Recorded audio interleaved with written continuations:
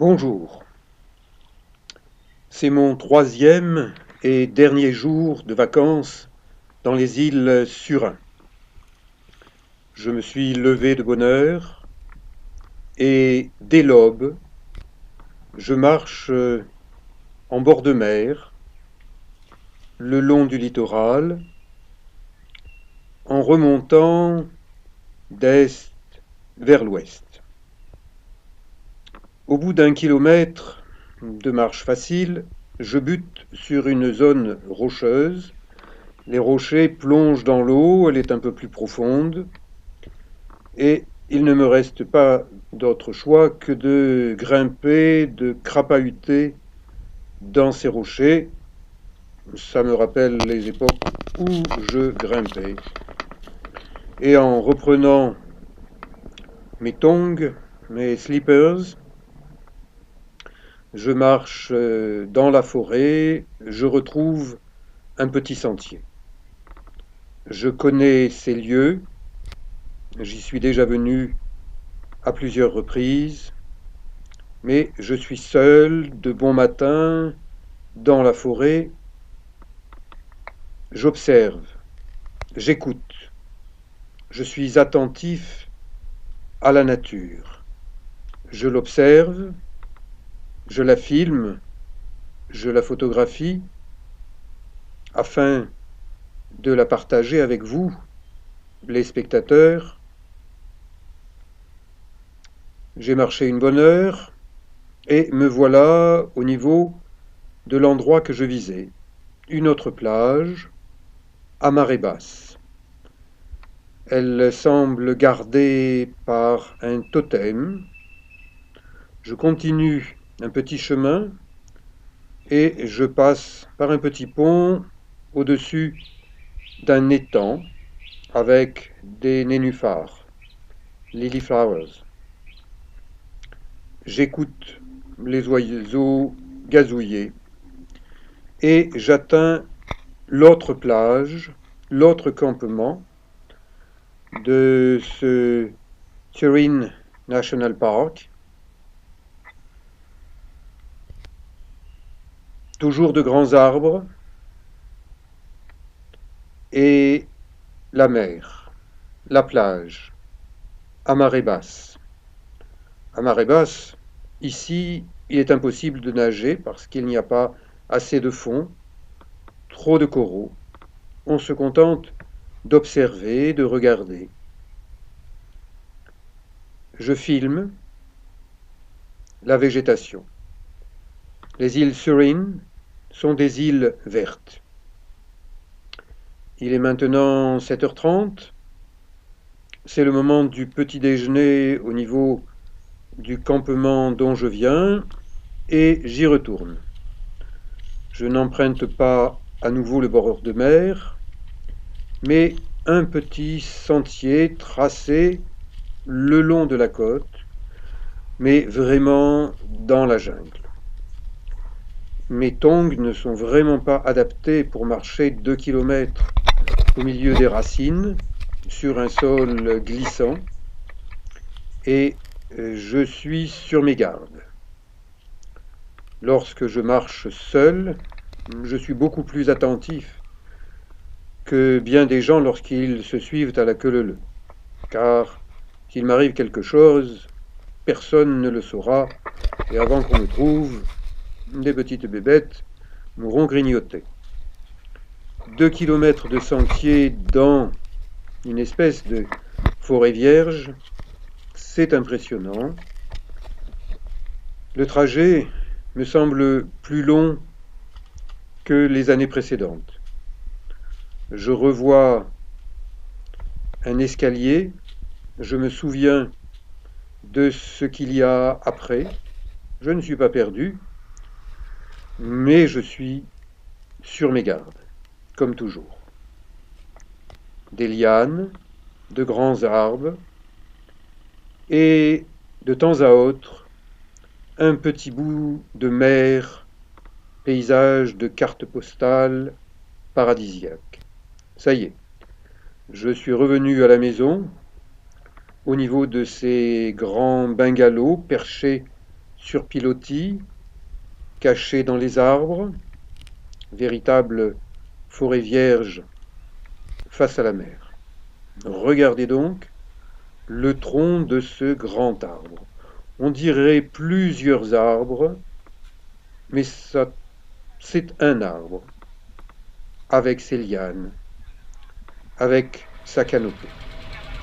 Le petit déjeuner pris, j'embarque avec d'autres touristes sur une barque de pêcheurs locales qu'on appelle barque à longue queue. L'eau est calme et là encore, image de carte postale.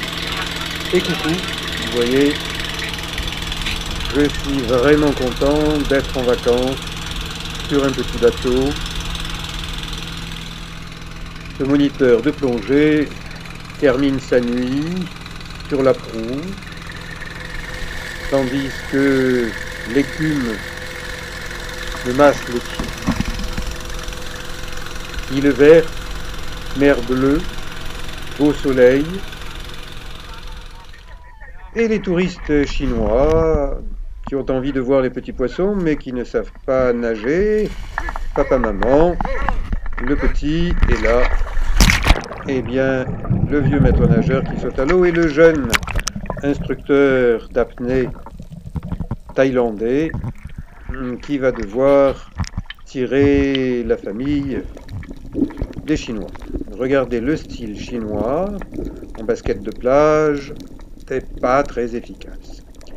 Mais je trouve très bien qu'un petit gamin, ne sachant pas nager, soit amené par ses parents, sans avoir peur, sur ce type de coraux. Des coraux, il y en a de toutes les formes, de toutes les couleurs. Dans ce secteur, peu profond, on peut les voir en restant en surface. Si on s'approche, eh bien, on se rend compte que ces coraux sont de véritables forêts sous-marines, des havres de paix, de protection, pour des petits poissons de toutes les couleurs. Ils y sont à l'abri des prédateurs. Ce poisson, caché sous cette ombrelle corallienne, je l'ai entrevu.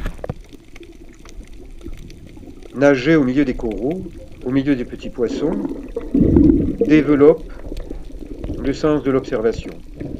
Et pour vous, peut-être que vous ne voyez pas beaucoup de choses, mais pour quelqu'un qui vient, revient, regarde, observe, apprend, découvre, il y a 1000 choses à voir.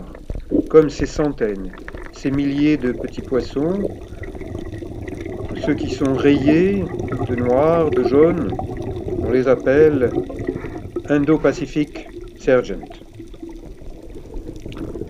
Le moniteur thaïlandais tire la petite famille des Chinois et il leur explique avec quelques mots de chinois ce qui se passe, la vie locale, les petits poissons, les coraux. Je nage au milieu de centaines, de milliers de poissons. J'aime cette vision de nature libre, belle, propre. C'est un parc national, il y a des règles, respectons-les. Je démarre une apnée, un canard. Je me pince le nez pour équilibrer la pression parce que dès qu'on passe 1 mètre, ça fait un peu mal aux oreilles. Et j'attrape, quoi? Cette espèce de chose oblongue. Ça vous fait penser à quoi? Les Thaïlandais, quand ils sont gentils, ils appellent ça un concombre de mer. Voire une saucisse. Voire un zizi. Et parce que ça ressemble à un zizi, eh bien les Thaïlandais, comme les Chinois, pensent que c'est aphrodisiaque et ils en mangent. Moi, je préfère utiliser ça quand je pêche avec une ligne, un hameçon. Je ne risque pas d'attraper ces poissons parce que la pêche est interdite aux touristes dans les îles Surin. Et ces poissons, de toute façon, ne mangeraient pas de la saucisse de mer, étant donné que ce sont des coralliens. Ils se nourrissent de corail, ils pâturent au fond en groupe. Il y a là des perroquets de différentes couleurs, il y a des poissons jaunes, il y a des tas de poissons. Notre plongée a duré 40 minutes et on nous amène en barque à l'endroit où ce matin je suis arrivé après 2 heures de marche solitaire. Ce n'est pas comme ce matin. L'eau est en train de monter. La marée monte dans cette mangrove. La mangrove est une zone particulière du littoral, en général sablonneux, où des arbres marins ont pris racine. Les arbres de la mangrove constituent un sous-bois de plage, une transition entre la mer et la végétation de l'île. Je marche prudemment pour ne pas marcher sur un coquillage tranchant, un petit caillou, un corail, ou une petite bébête qui a des pinces et qui pince, qu'on appelle un crabe. Il y en a beaucoup dans la mangrove.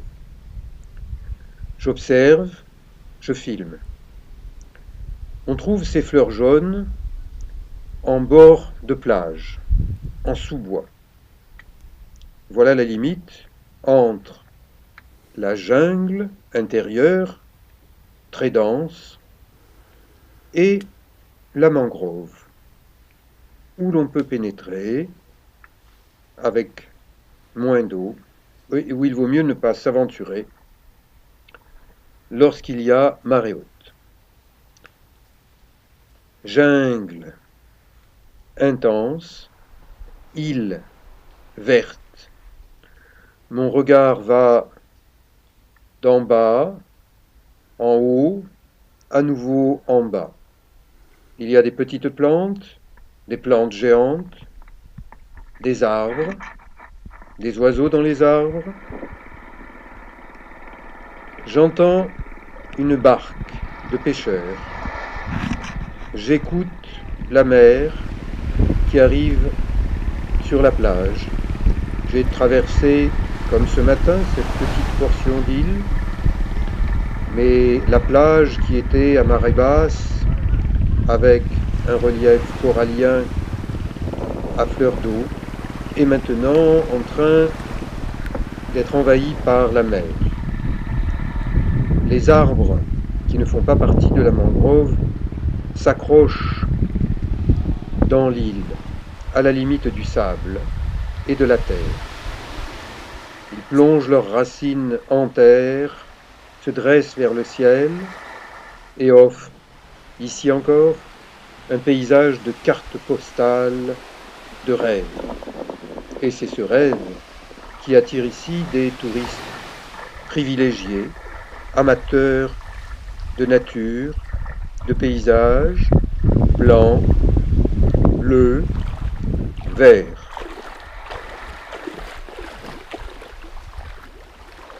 Grande plage, tranquille, déserte, car le campement n'est pas encore ouvert. Retour vers notre campement, en barque à longue queue. Ok, c'est un peu bruyant, mais ça fait partie. Un peu plus de tranquillité, le sillage, la trace de la barque sur une eau cristalline, fond sablonneux, clair. Nous revenons vers la plage un peu avant midi et nous profitons d'être les premiers pour déjeuner tranquillement. Les tables sont vides, la plage est bercée par le vent. Je mange rapidement pour profiter de cette tranquillité et passer un cap. Un cap avec du vent, ce qui explique ce bruit en arrière-fond dans ma petite caméra GoPro. Et je reviens vers la plage à touristes, mais presque sans touristes. Image de rêve. J'espère revenir à de prochaines vacances vers ces îles Surin pour y admirer le côté vert, le côté bleu, lever les yeux vers le ciel, les arbres. Le déjeuner est fini et bon nombre de touristes viennent se baigner dans cette eau chaude, à peu près 28 degrés en moyenne, et si propre. Des hors-bords nous ramènent vers la côte. En chemin, ils nous arrêtent sur de jolis spots. Et un nouveau coup, je retourne voir les petits poissons, les petits clowns des anémones. On les appelle des Nemo. Ces petits poissons vivent en harmonie avec les anémones. Les autres poissons ne s'en approchent pas, des tentacules venimeux, mais ces petits poissons, tout se passe très bien. Les coraux, des coraux bleus, des coraux ocre, des coraux avec des petites pointes, des coraux souples, et là, une murène, dans une anfractuosité. Je ne l'approche pas parce que ces bestioles, ces serpents de mer, ça mord. Et je préfère faire un gros plan vers ces petits poissons clowns qui jouent dans les tentacules des anémones. C'est vraiment un très beau spectacle. La nature, la paix. Ce poisson est un poisson caméléon. Il change de couleur de peau en fonction du fond sur lequel il se trouve. Et peut-être que vous ne le distinguez pas. Ça y est, on ne le voit plus. Et d'autres coraux, d'autres poissons. Mes vacances se terminent. 3 jours et 2 nuits dans les îles Surin. Un véritable paradis. Des petits morceaux de paradis.